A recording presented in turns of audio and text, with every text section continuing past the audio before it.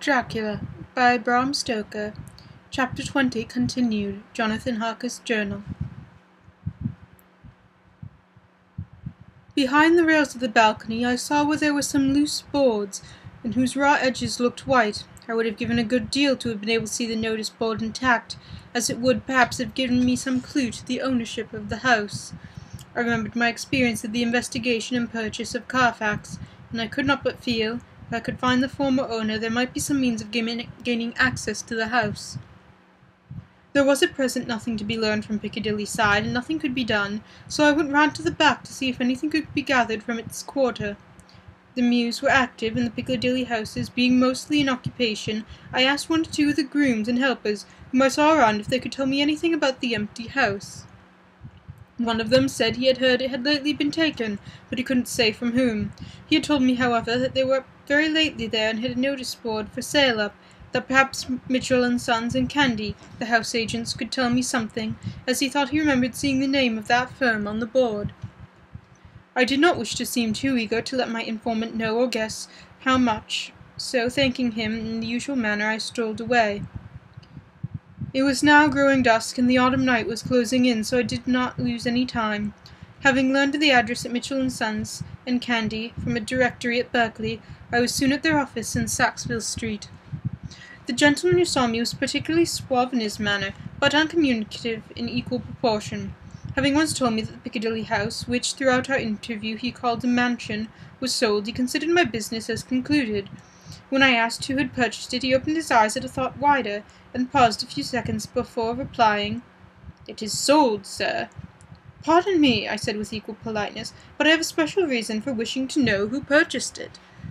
Again he paused longer, and raised his eyebrows still more. "It is sold, sir," he was again his laconic reply. "Surely," I said, "you do not mind letting me know so much." "But I do mind," he answered. "The affairs of their clients are absolutely safe in the hands of Mitchell, Sons, and Candy." This was manifestly a prig in the first water, and there was no use arguing with him. I thought I had best meet him on his own ground, so I said, "Your clients, sir, are happy in having so resolute a guardian of their confidence. I myself am a professional man." Here I handed him my card. "In this instance, I am not prompted by curiosity. I act on part of Lord Godalming, who wishes to know something of the property which was, he understood, lately for sale." These words put a different complexion on affairs. He said, "I would like to oblige you if I could, Mr. Harker, and especially would I like to oblige his lordship. We once carried out a small matter of renting some chambers for him, when he was at Honourable Arthur Holmwood. If you would let me have his lordship's address, I will consult the house on the subject, and will, in any case, communicate with his lordship by tonight's post. It will be a pleasure, if we can so far deviate from our rules, to give the required information to his lordship." I wanted to secure a friend, and not make an enemy, so I thanked him, gave the address of Dr. Seward's, and came away. It was now dark, and I was tired and hungry. I got a cup of tea at the Aerated Bread Company, and came down to Purfleet by the next train. I found all the others at home. Mina was looking tired and pale, but she made a gallant effort to be bright and cheerful. It wrung my heart to think that I had kept anything from her, so caused her disquietude. Thank God this will be the last night of her looking at our conferences. I feel that sting of our not showing our confidence. It took all my courage to hold the soap to the wise resolution of keeping her out of grim task. She seems somehow more reconciled, or at least the very subject seems to be repugnant to her. When any accidental allusion is made, she actually shudders. I am glad we made our resolution in time, and with such a feeling as this, our growing knowledge would be torture to her. I could not tell the others of the day's discovery till we were alone, so after dinner, followed by a little music, saving appearances, even amongst ourselves, I took Mina to her room and left her there to go to bed. The dear girl was more affectionate with me than ever, and clung to me as though she would detain me, but there was much to be talked of, and I came away. Thank God the ceasing of telling tales has made no difference between us. When I came down again, I found the others all gathered round the fire in the study. In the train I had written my diary so far, and simply read it off to them, the best means of letting them get abreast of my own information. When I had finished, Van Helsing said, "This has been a great day's work, friend Jonathan. Doubtless we are on the track of missing boxes. If we find them at all in that house, then our work is near the end. But if it be some missing, we must search until we find them." Then shall we make our final coup, the hunt of the wretch to his real death. We had all sat silent a while. All at once Mr. Morris spoke. "Say, are we going to get into that house?" "We got into the other," answered Lord Godalming quickly. "But, Art, this is different. We broke into the house at Carfax, but we had a knight in walled park to protect us. It would be a mighty different thing to commit burglary in Piccadilly, either by day or night. I confess I don't see how we're going to get in unless that agency doc can find us a key of some sort. Perhaps we shall know then. You get this letter in the morning." Lord Godalming's brows contracted, and he stood up and walked about the room. By and by he stopped and said, turning from one to another of us, "Quincy's head is level. This burglary business is getting serious. We got off once all right, but we have now a rare job on our hand, unless we can find the Count's key basket." As nothing could well be done before the morning, and as it would be at least advisable to wait till Lord Godalming should hear from Mitchell's, we decided not to take any active step before breakfast time. For a good while we sat and smoked, discussing the matter at various bearings. I took the opportunity of bringing this diary right up to the moment. I'm very sleepy, and shall go to bed. Just a line. Mina sleeps soundly, and her breathing is regular. Her forehead is puckered up in little wrinkles, as though she thinks even in her sleep. She is still too pale, but it does not look so haggard as it did this morning. Tomorrow will, I hope, mend all this. She will be herself at home in Exeter. Oh, but I'm so sleepy. Dr. Seward's diary. 1st of October. I am puzzled afresh about Renfield. His moods change so rapidly that I find it difficult to keep in touch with them, and as they always mean something more than his own well-being, they form a more than interesting study. This morning, when I went to see him after a repulse at Van Helsing, his manner was that of a man commanding destiny. He was, in fact, commanding destiny subjectively. He did not really care for any of the things of mere earth. He was in the clouds and looked down upon all weaknesses and wants of us poor mortals. I thought I would improve the occasion and learn something, so I asked him, "What about the flies these times?" He smiled on me in quite a superior sort of way, such a smile as would have become the face of a Malvolio, as he answered me, "The fly, my dear sir, has one striking feature. Its wings are typical of the aerial powers of the psychic faculties. The ancients did well when they typified the soul as a butterfly." I thought I would push his analogy to the utmost logically, so I said quickly, "Oh, it is a soul that you're after now, is it?" His madness foiled his reason, and a puzzled look spread over his face, as, shaking his head with a decision which I had but seldom seen him in, he said, "Oh, no, no. I want no souls. Life is what I want." Here he brightened up. "I'm pretty indifferent about it at present. Life is all right. I have all I want. You must get a new patient, doctor, if you wish to study zoophagy." This puzzled me a little, so I drew him on. "Then you command life. You are God, I suppose?" He smiled with an ineffably benign superiority. "Oh no, far be it from me to arrogate myself to the attributes of the deity. I'm not even concerned in his especially spiritual doings. If I may state my intellectual position, I am, so far as concerns things purely terrestrial, somewhat in the position which Enoch occupied spiritually." This was a poser to me. I could not at the moment recall Enoch's positiveness, so I asked him a simple question, though I felt by doing so it was lowering myself in the eyes of the lunatic. "And why Enoch?" "Because he walked with God." I could not see the analogy, but he did not like to admit it, so I harked back to what he had denied. "So you don't care about life, and you don't want souls." "Why not?" I put my question quickly, somewhat sternly, on purpose to discomfort him. The effort succeeded. For an instant he consciously relapsed into his old servile manner, bent low before me, and actually fawned at me as he replied, "I don't want any souls, indeed. I don't. I couldn't use them if I had them. They would be no matter of use to me. I couldn't teach them, or—" He suddenly stopped, and the old cunning look spread over his face, like a wind sweep on his surface of the water. "And, doctor, as to life, what is it after all? When you've got all you require and you know that you'll never want, that is all." "I have friends, and good friends, like you, Dr. Seward," he said with a leer of inexpressible cunning. "I know that I shall never lack the means of life." I think that through the cloudiness of his insanity he saw some antagonism in me, for he at once fell back on the last refuge of such as he, a dogged silence. After a short time I saw that, for the present, it was useless to speak to him. He was sulky, so I came away. Later in the day he sent for me. Ordinarily I would not have come without special reason, but just at present I am so interested in him that I would gladly make an effort. Besides, I am glad to have anything to keep me to pass the time. Harker is out, followed up by clues, and so are Lord Godalming and Quincy. Van Helsing sits in my study poring over the record prepared by the Harkers. He seems to think that by accurate knowledge of all details he will light upon some clue. He does not wish to be disturbed in the work without cause. I would have taken with him me to see the patient, only I thought that after his last repulse he might not care to go again. There was also another question. Renfield might not speak so freely before a third person as when he and I were alone. I found him sitting out in the middle of the floor on his stool, a pose which is generally indicative of some mental energy in his part. When I came in, he said at once, as though to question he had been waiting on his lips, "What about souls?" It was evident that my surmise had been correct. Unconscious cerebration was going its work with the lunatic. I determined to have the matter out. "What about them yourself?" I asked. He did not reply for a moment, but looked all around him, up and down, and thought as he expected to find some inspiration for an answer. "I don't want any souls," he said in a feeble, apologetic way. The matter seemed preying on his mind, so I determined to use it. To be cruel, only to be kind. So I said, "You like life, and you want life." "Oh, yes. But that is all right, you needn't worry about that." "But," I asked, "how are we to get the life without getting the soul also?" This seemed to puzzle him, so I followed it up.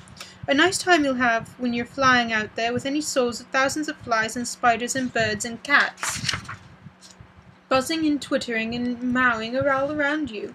You've got their lives, you know, and you must put up with their souls." Something seemed to affect his imagination, for he put his finger to his ears and shut his eyes, screwing them up tightly just as a small boy does when his face is being soaped. There was something pathetic in it that touched me. It also gave me a lesson, for it seemed that before me was a child. Only a child. Though the features were worn and the stubble on his jaws was white, it was evident that he was undergoing some process of mental disturbance, and knowing how his past moods had interrupted things seemed foreign to himself. I thought I would enter into his mind as well as I could and go with him. The first step was to restore confidence, so I asked him, speaking pretty loud so that he would hear me through his closed ears, "Would you like some sugar to get your flies round again?" He seemed to wake up all at once and shook his head. With a laugh he replied, "Not much. Flies are poor things after all." After a pause he added, "But I don't want their souls buzzing around me all the same." "Or spiders," I went on. "Blow spiders. What's the use of spiders? There isn't anything in them to eat." Or... He stopped suddenly, as though reminded of a forbidden topic. So, I thought to myself, this is the second time he has suddenly stopped at the word drink. What does it mean? Renfield seemed himself aware of having made a lapse, for he hurried on, as though to detract my attention from it. "I don't take any stock in such matters.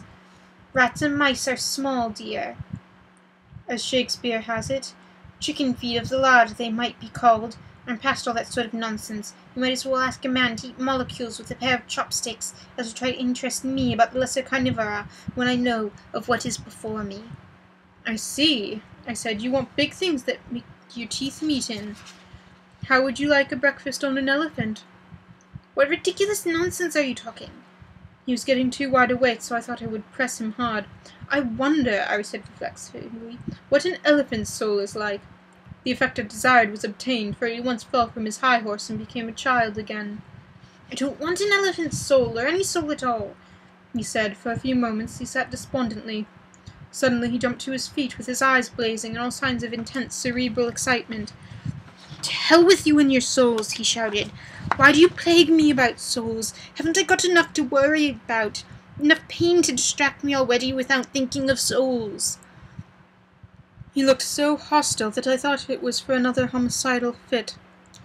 So I blew my whistle. The instant, however, that I did so, he became calm, and said apologetically, "Forgive me, Doctor, I forget myself. You do not need any help. I'm so worried in my mind that I'm able to be irritable. If you only knew the problem I have to face, and that I am working out, you would pity and tolerate and pardon me. Pray do not put me in a strait waistcoat. I want to think, and I cannot think freely when my body is confined. I'm sure you will understand." He had evidently some self-control, so when the attendants came I told them not to mind, and they withdrew. Renfield watched them go. When the door was closed, he said with considerable dignity and sweetness, "Dr. Seward, you have been very considerate towards me. Believe me that I am very grateful to you." I thought it well to leave him in this mood, so I came away. There was certainly something to ponder over this man's state. Several points seemed to make what this American interviewer calls a story, if one could only get them in proper order. Here they are. Will not mention drinking. Fears the thought of being burdened with the soul of anything. Has no dread of wanting life in the future. Despite the manners of forms altogether, through that he dreads being haunted by their souls. Logically all these things point one way. He has assurance of some kind that he will acquire some higher life. He dreads the consequence, the burden of a soul. Then it's a human life he looks to. And the assurance? Merciful God, the Count has been to him, and there is some new scheme of terror afoot. Later. I went after my round to Van Helsing and told him my suspicion. He grew very grave, and after thinking the matter over a while, asked me to take him to Renfield. I did so. As we came to the door we heard the lunatic within singing gaily as he used to do at the time, which now seems so long ago. When we entered we saw with amazement that he had been spread out his sugar as of old. The flies, lethargic with the autumn, were beginning to buzz into the room. We tried to make him talk of the subject of our previous conversation, but he would not attend. He went on with his singing, just as though we had not been present. He had got a scrap of paper and was folding it into a notebook. We had to come away as ignorant as we were in. He is a curious case indeed. You must watch him tonight. Later. Mitchell's Sons and Candy to Lord Godalming. 1st of October. My lord, we are at all times too happy to meet your wishes. We beg, with regard to the desire of your lordship, expressed by Mr. Harker on your behalf, to supply the following information concerning the sale and purchase of number 347 Piccadilly. The original vendors are the executors of the late Mr. Archibald Winter Summerfield. The purchaser is a foreign nobleman, Count de Ville, who effected the purchase himself, paying the purchase money in notes. Over the counter, if your lordship will pardon us using so vulgar an expression. Beyond this we know nothing whatever of him. We are, my lord, your lordship's humble servants, Mitchell's Sons and Candy. Dr. Seward's Diary. 2nd of October. I placed the man in the corridor last night and told him to make an accurate note of any sound he might hear from Renfield's room, and gave him instructions that if there should be anything strange he was to call me. After dinner, when we had all gathered round the fire in the study, Mrs. Harker having gone to bed, we discussed the attempts and discoveries of the day. Harker was the one who had any result, and we are in great hopes that this clue may be important. Before going to bed I went round to the patient's room, and looked in the observation trap. He was sleeping soundly, and his chest rose and fell with regular respiration. This morning the man on duty reported to me a little after midnight. He was restless, and kept saying his prayers somewhat loudly. I asked him what it was all. He replied that it was all he heard. There was something about his manner so suspicious that I asked point-blank if he had been asleep. He denied sleep, but admitted to having dozed for a while. It's too bad that men cannot be trusted unless they are watched. Today Harker is out following his clue, and Art and Quincy are looking after horses. Godalming thinks that it will be well to have horses always in readiness. For when we get information which we seek, there will be no time to lose. We must sterilize all the important earth between sunrise and sunset. We shall thus catch the Count at his weakest, and without a refuge to fly to. Van Helsing is off to the British Museum looking up some authorities on ancient medicine. The old physicians took account of things which their followers do not accept, and the professor is searching for witch and demon cures which may be useful later. I sometimes think we all be mad, that we shall wake to sanity in straight waistcoats. Later. We have met again. We seem at last to be on track, and our work of tomorrow may be the beginning of the end. I wonder if Renfield's quiet has anything to do with this. His moods have so followed the doings of the Count that the coming destruction of the monster may be carried to him by some subtle way. If we could only get some hint as to what passed in his mind between the time of my argument with him yesterday and his resumption of catching flies, it might afford us a valuable clue. He is now seemingly quiet for a spell. Is he? The wild yells seem to come from his room. The attendant came bursting into my room and told me that Renfield had somehow met with some accident. He had heard him yell, and when he went he found him lying on his face on the floor, covered in blood. I must go at once.